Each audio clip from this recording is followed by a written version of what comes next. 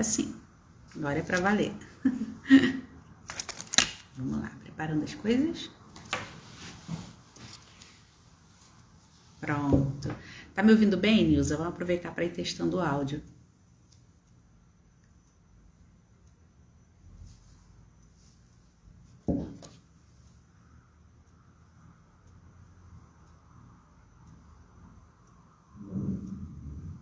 Deixa eu enviar aqui os aviãozinhos. A gente ir chamando a galera.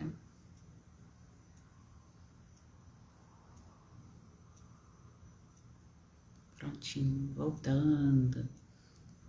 Ótimo, agora sim. Bruna já chegou, sempre presente. Vou fazendo chamada das mães. O pessoal vai entrando, a gente vai fazendo chamada, igual a escola, não é?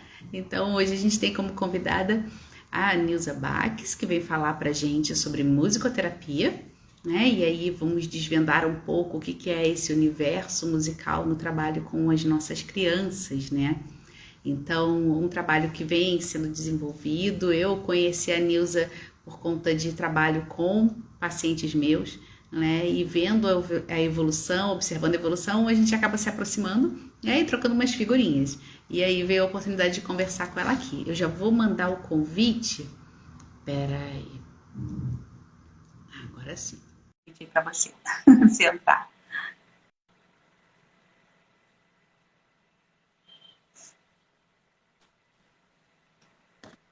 Olá! Oi! Agora sim. Agora a live está completa, a convidada chegou. Né? A minha câmera ela não está muito boa, a câmera frontal, mas o importante é que dá Você para está ouvir. assim no céu pra gente. Tá com uma nuvenzinha assim, tá? Pois Mas tô te é. vendo bem, tô te ouvindo bem. Ai, que bom, isso que importa. Isso que importa, né? Então, meu nome é Patrícia Taranto, sou fonoaudióloga, trabalho na área da linguagem e venho aqui trazer para vocês hoje mais uma convidada super especial. Eu brinco com eles que toda semana eu falo isso. Agora eu tenho um convidado super especial para vocês, porque eu escolho a dedo quem vai estar aqui para trazer informação de qualidade e sempre algo a acrescentar. Né? Então, passo o microfone para você se apresentar um pouquinho para a gente. Quem é a Nilza? Boa noite, boa noite. Obrigada, Patrícia, pelo convite. É um prazer falar sobre a musicoterapia e sobre a música. É algo que eu amo, né? Então, aqui vai ser muito bom poder compartilhar esse momento com vocês.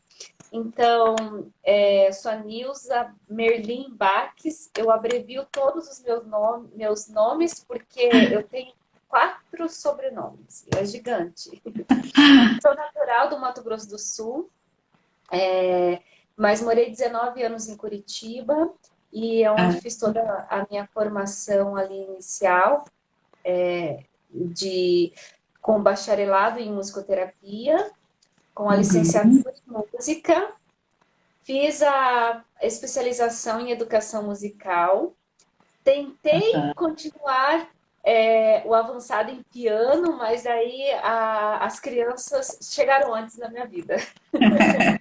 O piano já estava, mas o brilho delas me atraiu um pouco mais, então eu acabei me dedicando à parte da educação infantil mesmo, dessa desenvolvimento principalmente da primeira infância, né? Que é onde eu mais atuo e estudo bastante também.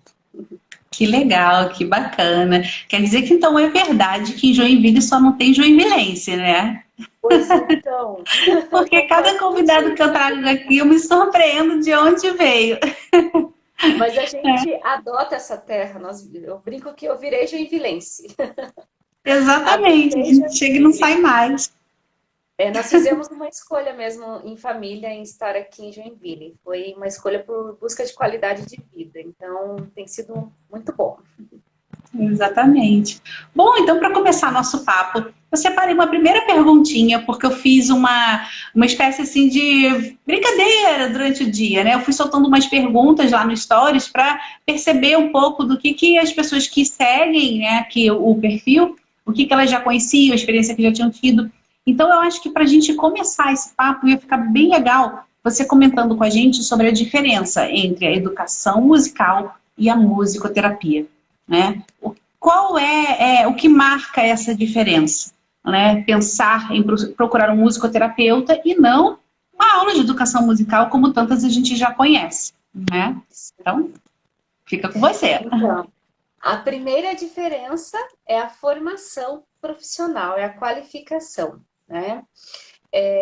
Um musicoterapeuta, ele não é assim, eu chegar, eu gosto de música, estarei agora atendendo com musicoterapia, porque a música é linda, ela faz os nossos ouvidos se sentirem mais lindos, né? É mito, tá? É mito.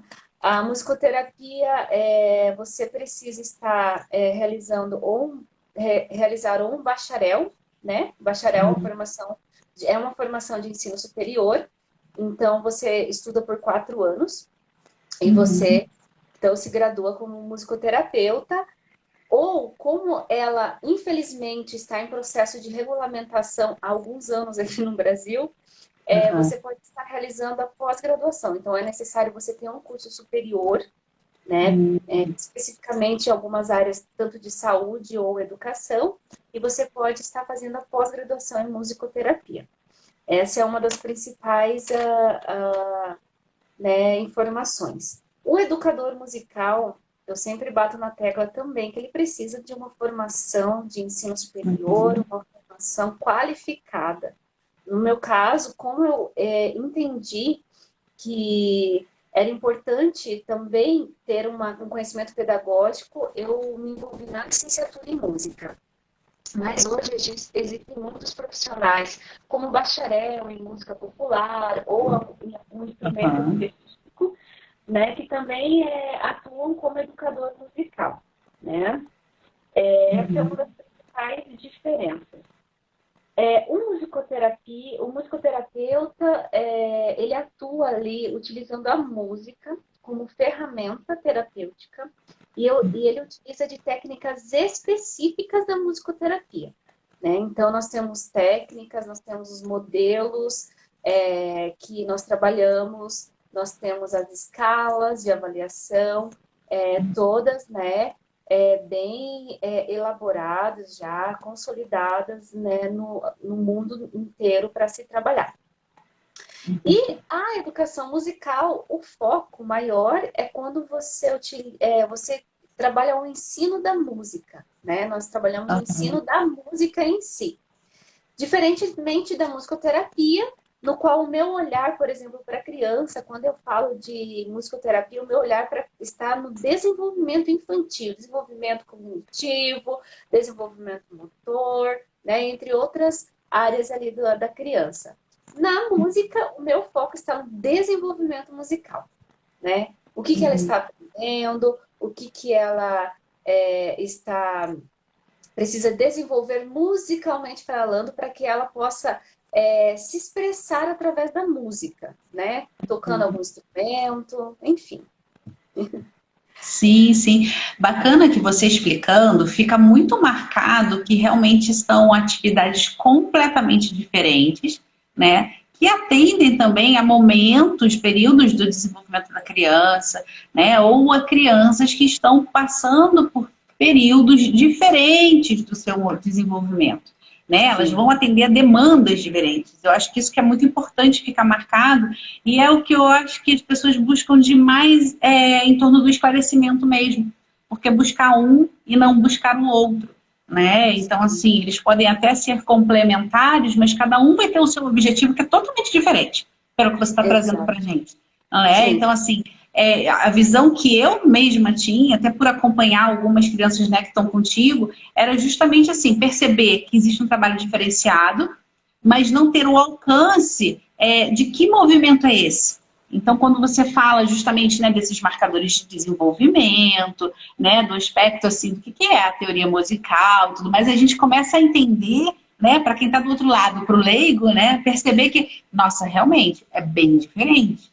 É por isso que funciona lá e não funciona aqui. Não é? Por isso que o fulano tem que ir para lá e o outro vai para o outro lado. Não é? Então, essa percepção, né, para o pai também construir, para a família construir, é muito importante. Então, enquanto profissional, enxergar isso, perceber isso para poder fazer um encaminhamento assertivo, né? E até ter mais força de fala mesmo com a família quando você percebe que vai fazer diferença no tratamento, né? Porque essa tua fala, ela remete muito ao desenvolvimento da linguagem na criança, né? Então, não é à toa que a criança, quando está com a musicoterapia, né, dentro do set da fono, as coisas começam a avançar numa velocidade diferente, né? Em geral maior, que é o que eu experimento. Sim, porque a música, né, ela ativa essa área da parte onde, né, a área cerebral, onde está essa parte da comunicação, da linguagem. Então, ela tem esse papel, assim, muito importante, assim, grandioso, sabe? Porque ela está próximo e ela faz parte, né, dentro desse processo, assim. E uma coisa assim que eu acho bem importante até pontuar aqui, até, através da sua fala, é que quando nós também, assim, eu estou num setting musicoterapêutico, meu olhar para a criança é nesse desenvolvimento e as atividades musicais que eu vou proporcionar ali dentro, elas são voltadas especificamente para aquilo que é preciso desenvolver ou trabalhar dentro da sua potencialidade, né? Então, essa é algo, assim, muito importante, assim, também de ser frisado, né?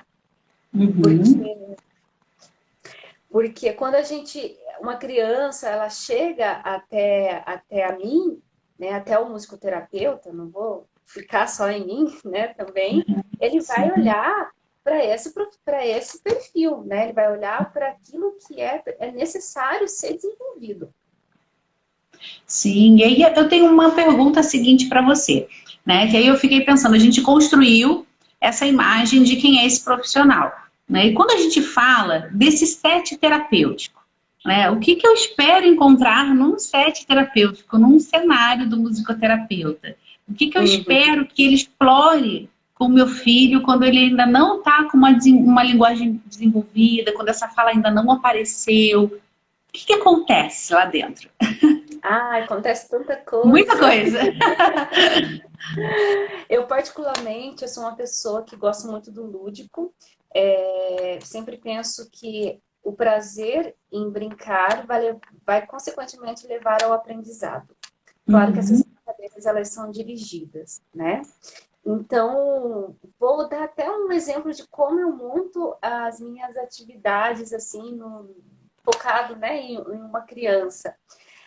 Dentro do meu setting e do setting, além dos instrumentos musicais, a gente utiliza de muitos recursos, né? Eu acho muito interessante a gente utilizar fantoches, dedoches, que principalmente nesse campo visual para criança, né? Ela ativa também essa parte imaginária e isso ajuda muito, né? Para desenvolvimento.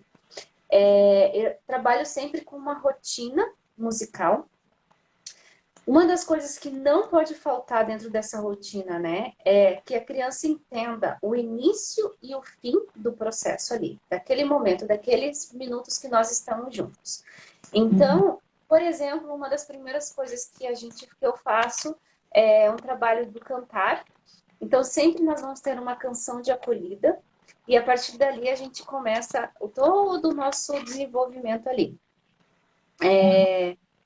Deixa eu pensar, é tão difícil, né? A gente atua tanto assim na prática, parece que é mais fácil do que falar, né? Mas, então, assim, eu penso em algumas partes dentro dentro de uma avaliação musical, que eu considero importante, e os estudos também trazem essa importância, né? Legal. Que são as questões relacionadas à comunicação, né? A coordenação motora, que envolve o ritmo, a comunicação, as vocalizações, a percepção auditiva, que nós trabalhamos também essa parte da sensibilidade. Então, assim, eu sempre abordo todas as minhas construções dentro do set, dentro dessas 3 categorias. E daí é muita exploração, né? Muita exploração sonora, é muito olhar para a criança e perceber aquilo que ela está trazendo de demanda para ser trabalhado, né? Então tem esse olhar ali. Outra questão, assim, que mesmo eu traçando uma rotina ali de atividades musicais, que eu sempre traço, a ordem que isso vai acontecer é a criança que vai coordenar, a criança que vai dizer ali o que vai acontecer, né? Ela precisa realizar aquelas atividades. Como? Não sei.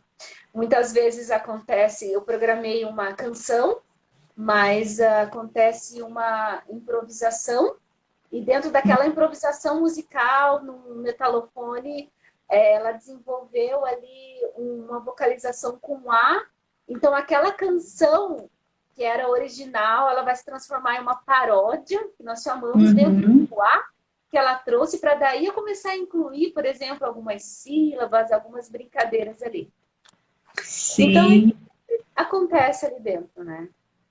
É uma interferência, uma entrada nessa criança através do engajamento que a gente consegue, né? A tua fala ela é muito próxima da forma como eu trabalho, né? Então você conquista o engajamento da criança e aí com a base que a gente tem, aquele processo terapêutico começa a fluir. Mas dentro do que a criança está trazendo para a gente, né? E isso faz tanta diferença na dinâmica para que ela aconteça de uma forma natural e não por isso menos eficaz, né? Acho que muito o contrário. Eu percebo assim o desenvolvimento deles acontecer de uma forma muito melhor porque eles estão não só engajados, mas porque estão se identificando com aquilo. Porque a sensação que passa é que para eles aquilo fica assim, fui eu que dei conta do negócio, fui eu que escolhi, fui eu que quis, né? Mas a gente sabe que tudo ali está meio que selecionado dentro de um repertório, né? Que é o lugar de segurança para a gente, que a gente sabe que são coisas que a gente precisa trabalhar, ou que naturalmente as crianças fariam aquele caminho, né? Então escolhe um, depois escolhe o outro, né? Isso faz a experiência, né? Tem que ter uma vantagem, não só as rugas que vão aparecendo. A Eliane apareceu aqui, a Eliane é mãe do Henrique, tá falando que o Henrique abriu um sorrisão quando viu nós duas, né? O Henrique é uma delícia, uma dessas crianças que a gente compartilhou por bastante tempo, né? É uma graça de menino e realmente como eu vi a musicoterapia fazer ele crescer, né? E ele abre um sorriso cada vez que ele escuta uma música, ele se identifica com a música e ele lembra do gesto e ele tenta vocalizar, né? Então é muito gostosa essa descoberta da criança, né? E como você bem lembrou, essa questão da ativação de outra localização no cérebro que resgata a emoção junto com linguagem, nossa, isso sim é um achado, né, científico, concreto, que a gente sabe que está lá e que existe, né? Mas que quando a gente junta isso com o processo terapêutico, meu Deus, olha só que poder que isso tem de transformação e de desenvolvimento para uma criança. Com certeza, com certeza. E aí, pensando justamente nesses nossos pequenos que normalmente estão entre nós, né? O que você consegue já trazer para a gente, assim, porque eu como fono, eu vejo um ganho enorme quando as crianças estão contigo, né? E aí, como que você enxerga essa prática, essa atuação dentro do espectro autístico, que aí seria o nosso grande tema de hoje, né? Então, trazer o conhecimento da musicoterapia de uma forma geral, até porque quando eu fui colocando as perguntas, eu vi que pouca gente, assim, tinha o entendimento realmente assim, de que diferença que é, né? Ah, eu sei, alguém já me indicou, ou eu já fiz uma aula, uma sessão, entendeu? Mas a diferença que faz dentro do espectro agora, né? Pensando nas nossas crianças do autismo. Então vamos lá, gente. A música, no ano agora de 2019, ela entrou com uma prática de evidência agora concreta, né? Para o trabalho, né, com as crianças dentro do espectro autista. E isso prova já, né, o como a música ela tem assim o seu potencial, né, de trabalho de desenvolvimento ali. Pensando assim em vários fatores, né, em vários estudos que a gente sempre está lendo, né, e pesquisando. Por exemplo, eu vou citar aqui a questão, além da comunicação, da linguagem, a questão do processamento auditivo, né? Que nós sabemos que muitas crianças com autismo, elas têm essa hipersensibilidade, né, no processamento auditivo, no qual a gente vê que a música ela pode contribuir, né, a musicoterapia, para o trabalho de aprendizado em selecionar esses sons e aprender a tolerar também esses sons. Então, isso é muito importante, né? A criança com autismo, ela apresenta, assim, uma capacidade auditiva mais focal, né? Ao invés de ser o global. Então, quando isso é observado, né, a gente precisa auxiliar a criança a entender, né, e a separar esses sons, né? E pensando nisso, né, a gente atua assim nessa prática, realizando muitas atividades assim de exploração de discriminação auditiva, né, de percepção sonora, não só para saber identificar sons, mas também, né, como eu te disse, assim, a trabalhar essa tolerância, a saber lidar com isso. Outra questão sabendo assim que muitas também apresentam essa questão, gostam, né, trabalham com essa rotina, precisam dessa rotina, musicalmente falando, também apresentam uma organização musical melhor, né? Ela consegue entender, ela trabalha um raciocínio lógico que consegue dividir e diferenciar o que é uma melodia, o que é um ritmo, o que é uma harmonia, né? Isso é uma das capacidades ali que acontece que nós trabalhamos dentro do processo ali musicoterapêutico. Falando agora na parte de comunicação, como eu já disse antes, né, a música ela ativa algumas áreas ali que influenciam diretamente nessa parte da comunicação. Ela ajuda, né, a partir do momento que você consegue ouvir, né, você começa, eu acho que isso até você consegue explicar de uma forma talvez um pouco mais didática do que eu aqui. Você ouve, você aciona o cérebro, você traz para a sua fala e você consegue produzir para a sua região articulatória, né, da musculatura da boca. Então, se você ouve e entende, você consegue trabalhar essa produção da comunicação e da linguagem, né?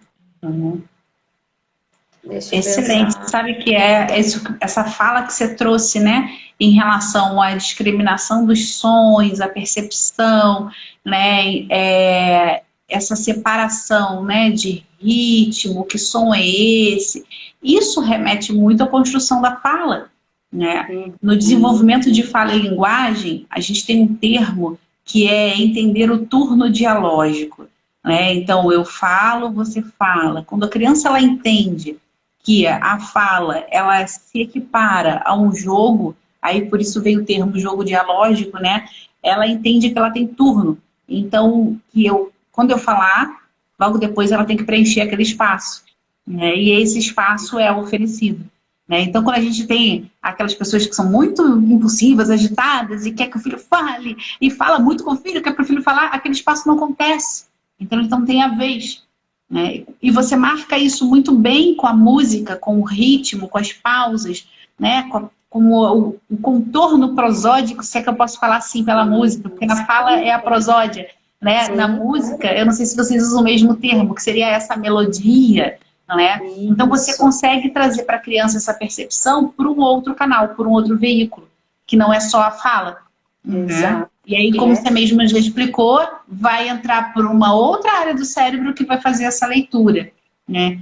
Uma outra coisa que me chamou muito atenção quando você traz a questão da hipersensibilidade, porque muita gente deve pensar que se eu tenho uma hipersensibilidade, se o ruído me incomoda, se o som me incomoda, se eu não consigo estar em lugar barulhento, eu jamais vou entrar num set que envolva música, né? Para que eu vou colocar meu filho ali? Aquilo vai atrapalhar mais, aquilo vai estressar. Mas não, muito o contrário, porque você faz uma reeducação. E, nossa, tudo isso que você está falando, na fonoaudiologia, a gente trabalha na área da reabilitação auditiva, que a gente reeduca o cérebro para perceber os sons que estão chegando de uma outra forma, né? Que daí não mais pelo mecanismo natural, mas as pessoas estão usando prótese auditiva, implante e tal, Sim, né? sim. Então essa reeducação cerebral ela acontece para que essa leitura de sons seja feita, né? E seja traduzida de uma outra forma, né? Que é o que a gente sempre explica, né? Aqui é um canal excelente, só que quem escuta é o cérebro.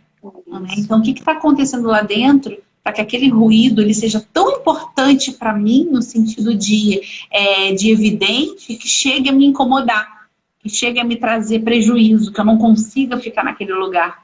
Um determinado som, ou ruído ambiental, né? Ou quando junta mais pessoas, que é o que normalmente a gente vê acontecer, né? Ou ruídos, sons específicos, ou quando tem lugares mais movimentados, festas de aniversário, tudo mais, nesses ambientes.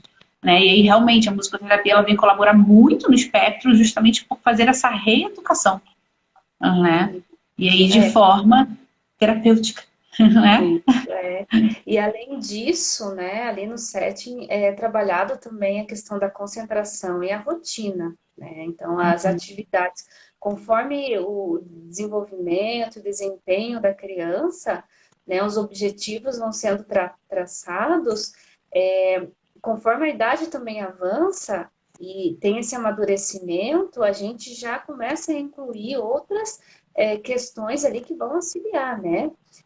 Eu cito um exemplo assim bem interessante de crianças quando chegam na faixa etária entre 6 e 7 anos, essa construção da exploração sonora, ela já foi feita. Se a criança já vem, né, desde ali o bebezinho, desde 2 anos de idade, ali, 3, ali a gente chega numa outra etapa que, inclusive, a gente acaba colocando alguns elementos musicais um pouco mais complexos, como se diz assim, uma leitura musical, incluindo uma parte técnica mesmo da música, porque a gente já vê que tem esse desenvolvimento, todo esse aparato construído, sabe? E isso, assim, dentro da rotina, assim, a gente vê assim, uma evolução muito, muito rápida, muito grande, assim.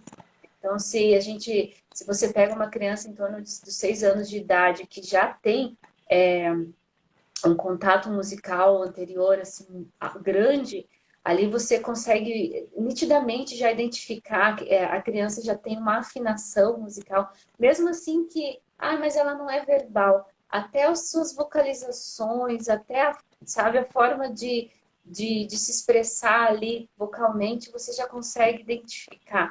Então, você consegue fazer um outro trabalho assim bem, bem forte de rotina, de concentração, de ampliar esse conhecimento musical também. Que bacana, muito legal. Você estava comentando sobre essa questão assim da idade, do perfil da idade, agora na tua fala, né?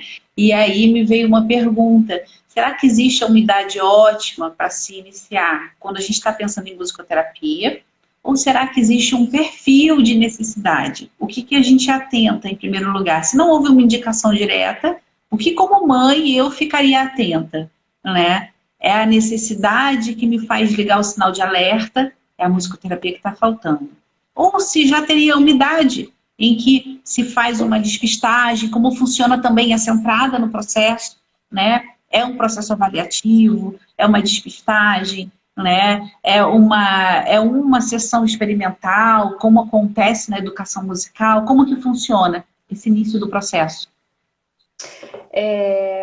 Quando uma pessoa ela procura o processo musicoterapêutico, se eu estiver falando assim, bebês que estejam apresentando alguns sinais, né, dentro do espectro, a gente já entra com a música como intervenção precoce mesmo, né?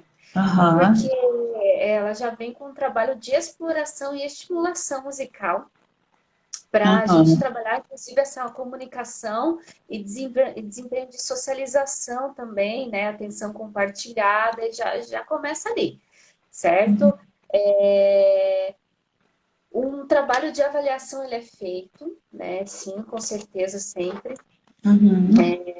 Eu hoje atuo, assim, numa fase de 4 atendimentos, faço uma avaliação com 4 atendimentos, traço os objetivos e a gente vê o que precisa ser feito, ser trabalhado ali, né?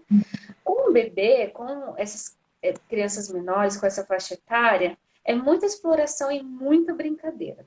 Muita Sim. brincadeira. Né? Ali é um trabalho interessante até ser realizado em grupo, né? Porque no grupo a gente consegue também ter uma observação maior de como a criança se comporta. Uhum. Faz esse diferencial.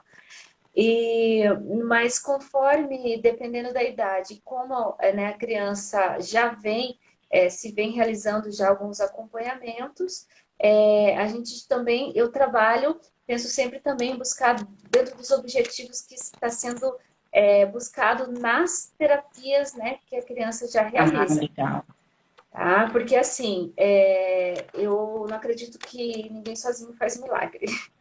Eu sempre falo isso para as minhas famílias, as famílias que eu atendo.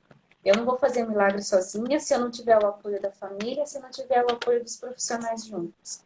Né? A gente precisa desse contato para saber o que está acontecendo para um trabalho em equipe funcionar. Assim como quem trabalha numa escola, como eu também trabalho numa escola, a gente também tem essa equipe multi-inter que a gente conversa e a gente traça os objetivos a serem desenvolvidos. Eu creio que dentro de um set, dentro de um trabalho terapêutico, precisa-se também. Nossa, bem legal, muito bacana. Explicou muito bem pra gente para tirar essas dúvidas, né? E conta um pouquinho pra gente aonde que você está trabalhando agora, né? Onde que as pessoas te encontram, além do Instagram, o canal do YouTube, né? Como é que tá essa tua proposta, né? Não só o local físico, mas o local virtual, que a gente encontra news em vários lugares. Sim. Essa parte de marketing, como diz assim, eu tenho que trabalhar em mim. Mas sim, gente, eu até vou indicar para vocês aqui. Nós temos eu tenho um CD gravado também, que eu fiz algumas participações, inclusive está no Spotify, tá? Eu vou até depois deixar no Instagram para vocês. Saxofonando o Brasil das Cirandas é um CD gravado por um quarteto de saxofone. Eu fui convidada a fazer a parte da voz há muitos anos atrás, mas é um material bem rico que eu vou indicar para vocês. No YouTube também vocês podem me encontrar como Nilza Baques, Brincadeiras Musicais. Não posto, gostaria de postar semanalmente, mas a correria não dá. Então, ali vocês podem encontrar algumas atividades, inclusive na pandemia, na parte de educação musical, como eu trabalho com escola também, tem alguns vídeos ali que eu gravei, acabei postando ali, e é isso. Na parte de atendimento clínico, hoje eu estou na Ludus, que é no Centro de Desenvolvimento Infantil. Alguém, né, quiser, pode estar ligando lá também, entrando em contato, fica no bairro América, em Joinville.